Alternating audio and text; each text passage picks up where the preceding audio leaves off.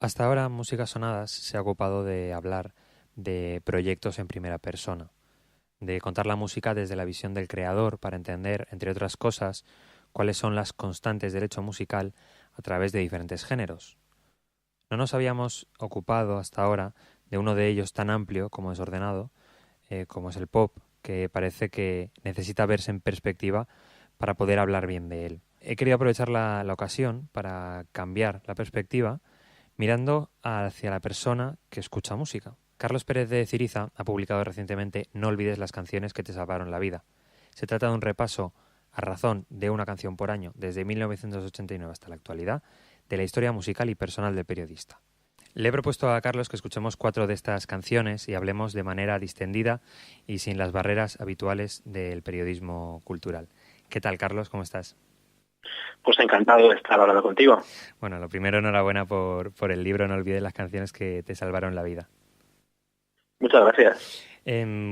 Para poner a la gente que está escuchando el podcast en contexto y no conoce el libro, cuéntanos primero cuál es la premisa o el estímulo que te ha impulsado a tomar este proyecto. Bueno, pues el impulso para hacerlo fue que llevaba ya unos cuantos libros hablando sobre músicas del pasado e intentando sistematizarlo todo y contar historias de géneros y de estilos y aportando un montón de datos y de discografía de un montón de músicos. Y en esta ocasión me apetecía hacer algo que no estuviera tan sujeto a los datos como a las emociones, ¿no? O sea, hablar de las emociones que nos suscita la música pop o rock, como queramos llamarlo, y abordarlo desde un punto de vista más personal, más en primera persona, sin por ello tampoco desechar una cierta objetividad, ¿no? Pero bueno, sobre todo aquí lo que me interesaba es desprenderme un poco del corsé del periodista musical al uso y enfocar esas músicas que de alguna manera nos han podido marcar, o también otras músicas que a lo mejor no te han marcado tanto, o en mi caso no me han marcado tanto, pero que me sirven para explicar también muchas cosas acerca de la vida, ¿no? De mi vida, que puede ser la de cualquiera, y de también lo que es el contexto sociocultural de los últimos 30 años, que es a través del cual se han desarrollado y han ido evolucionando esas músicas. Bueno, pues vamos a empezar escuchando la primera, que es una canción de Pixies llamada Deba Ser.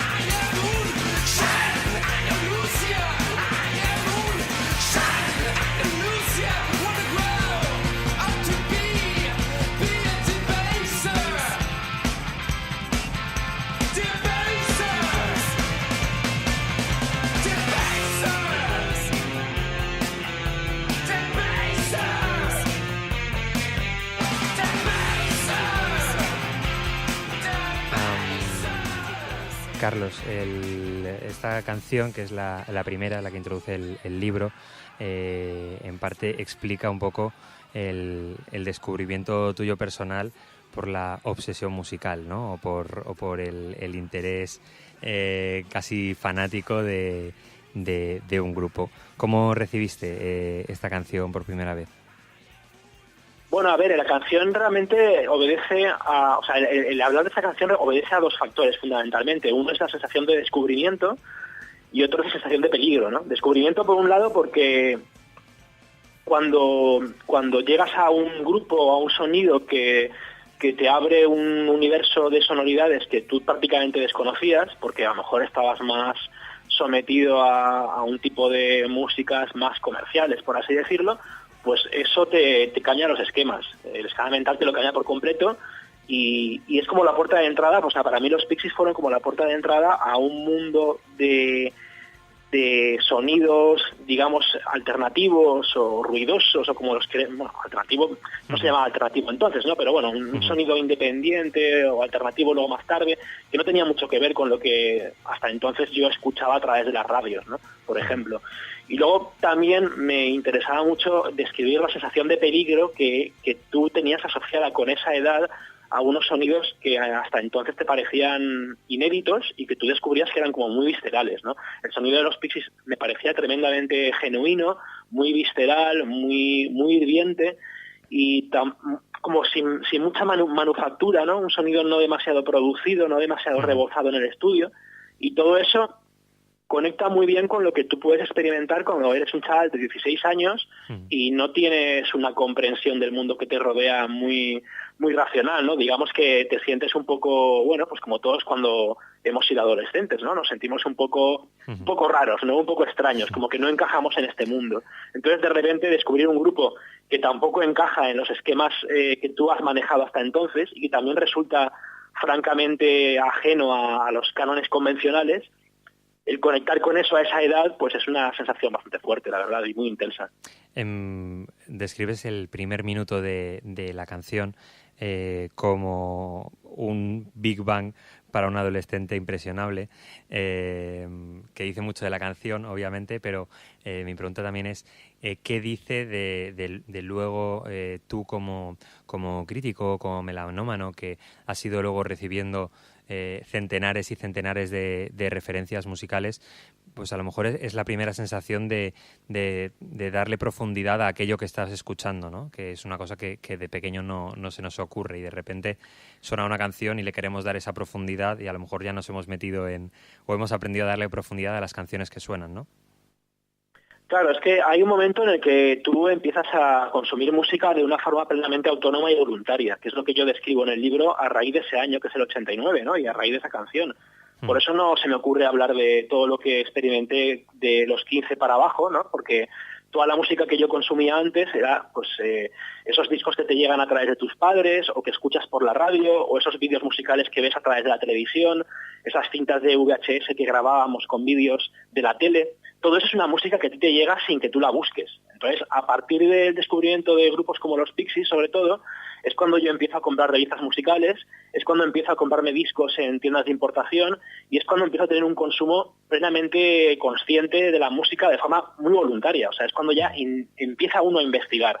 O sea, no solamente consumes aquello que te llega de forma involuntaria, sino que te metes de lleno en una jungla de sonidos a la que tú entras y lo haces de forma voluntaria e investigas y te documentas y un grupo te lleva a otro y bueno, poco a poco vas ahí, pues del año 89 te puedes ir atrás en el tiempo hasta el 75 o el 63, por ejemplo, ¿no? Y todo eso es a partir de una cierta edad, ¿no? O sea, a mí me ocurrió con 15 años, entonces por eso de alguna manera ese año en concreto marca para mí un antes y un después. ¿Te atreves en el buen sentido de la palabra a defender a los Pixies en los últimos años, en esas vueltas a los escenarios que son muy diferentes a los Pixies que sonaron durante los 90 y que tuvieron su gran éxito, ¿no? Lo digo más que nada porque yo que tengo 25 años, cuando hablas de que los Clash, por ejemplo, se te quedan un poco lejos porque son ya de los hermanos mayores, a mí los Pixies me vienen lejos, ¿no? Entonces, a mí ver a los Pixies en el escenario tocando esta canción, pues me dicen, con todo el respeto, lo justo, ¿no? Pero ahí están las brechas generacionales, ¿no? No, pero te entiendo perfectamente, porque tú lo verás seguramente como, y es normal que lo veas así, ¿no?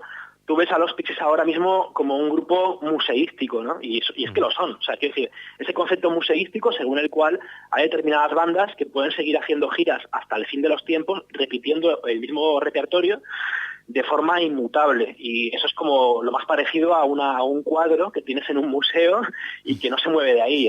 Y yo soy muy crítico con esa forma de entender la música, ¿eh? No te creas que a mí me gusta nada. Pero ese concepto museístico del rock. Lo que pasa es que, bueno, es verdad que entra ahí el factor un poco subjetivo, de que cuando es un grupo que te ha marcado tanto en tu adolescencia, si ellos son capaces de mantener su directo en buen estado de revista y son capaces de revivir esas canciones y por lo menos no arruinarlas, A ti eso te llega de forma muy directa, ¿sabes?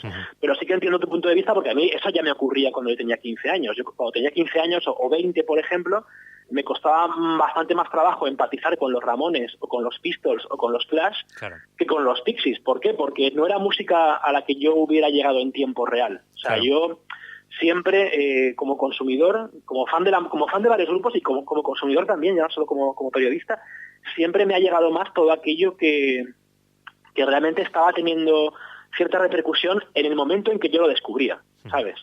Entonces, me resulta mucho más complicado que grupos legendarios que han tenido su momento de mayor fulgor cuando yo era un crío y ni me enteraba de nada, me resulta mucho más complicado que eso me llegue a emocionar, ¿no? Con lo cual entiendo perfectamente que para ti, desde tu punto de vista actual, los Pixies te suenen a arqueología, es que es lógico. Vamos a pasar a la segunda canción y aunque yo creo que va a ser no va a ser de agrado para casi nadie que la escuche, se trata de Saturday Night de Wakefield.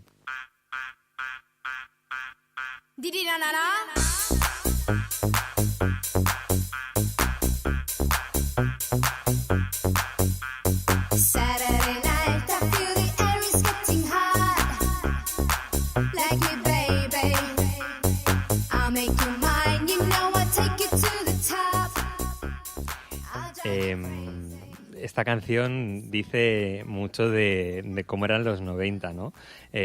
También en Europa y de cómo funcionaba el pop, las radios y la industria musical en sí en la década de los 90, ¿no, Carlos? Sí, en cierto modo, porque la canción fue compuesta por dos productores de Italo Disco, que es un género que surge a mitad de los 80 y que ellos lo que hacen es reciclarse y, bueno, hacer una canción de Eurodance, podríamos llamar, ¿no? O Eurobeat, no sé si Eurobeat sería ser demasiado benévolo calificarla así, ¿no? Pero bueno, en todo caso es una canción que sobre todo a mí, más que desde el punto de vista musical, estrictamente, me venía bien para hablar de que todos somos rehenes no solo de nuestros gustos, sino también de nuestras fobias, ¿no? Y ahí es una canción que llegué a aborrecer mucho en su momento y me sigue sin gustarme, ¿no? Pero la verdad es que en este momento pues me daría un poco igual y entonces me quedaba sarpullidos. También hay un punto de ironía en todo lo que cuento yo acerca de esta canción, porque es verdad que cuando tienes 20, 21, 22, 23 años, eres un poco más talibán que cuando tienes 40 o 45. Eres un poco más snob y te gusta mucho diferenciarte de aquello que es masivo, ¿no? Y entonces en aquel momento para mí una canción como esa, vamos, me parecía algo totalmente horroroso. Creo que era importante incluirla porque de alguna manera explica un poco eso, ¿no? Vivimos hoy en día inmersos en las redes sociales en las que el haterismo, o sea, el ser un hater de todo está a la orden del día, sí. está ahí todos los días, ¿no? Y de alguna manera, bueno, yo no quiero fomentar eso, pero no me parecía mal que al menos una de las 30 canciones diera rienda suelta también a esas fobias, ¿no? Y explicar por qué también de alguna manera somos un poco todos víctimas de aquello que odiamos. De alguna manera también habla del hecho colectivo de la música, ¿no? De que tú vas a una verbena en verano y que por mucha afición que tengas a cualquier género, pues al final se trata de compartir con la gente canciones que aborreces, pero que bueno, que forma parte, ¿no? Al final de la cultura popular, te las tienes que tragar e incluso te pueden llegar a gustar, que también lo cuentas, ¿no? Canciones que primero detestas y que después de escuchar durante mucho tiempo, pues acaban llegando, no sé si a gustarte, pero al menos a ser soportables, ¿no? Y habla un poco del hecho colectivo de la música. Claro, sí, porque eso ocurre eso, que canciones que en un primer momento no te dicen nada, no te gustan, acabas más o menos digiriéndolas y te pueden llegar a gustar, y pasa también al revés, que canciones, de hecho mencioné una canción de Los Rodríguez también en ese capítulo, ¿no? Sí. Canciones que en un principio son muy buenas, el caso de Sin Documentos de Los Rodríguez, puedes acabar llegando a odiarlas a base de escucharlas en 1000 verbenas, ¿no? O en 1000 bodas, ¿no? Y celebraciones de todo pelaje. Entonces, bueno, puede pasar en un sentido o en otro, pero sí, hay que tener en cuenta que, bueno, las músicas populares, sean del género que sean, pues llegan a tener un cierto arraigo.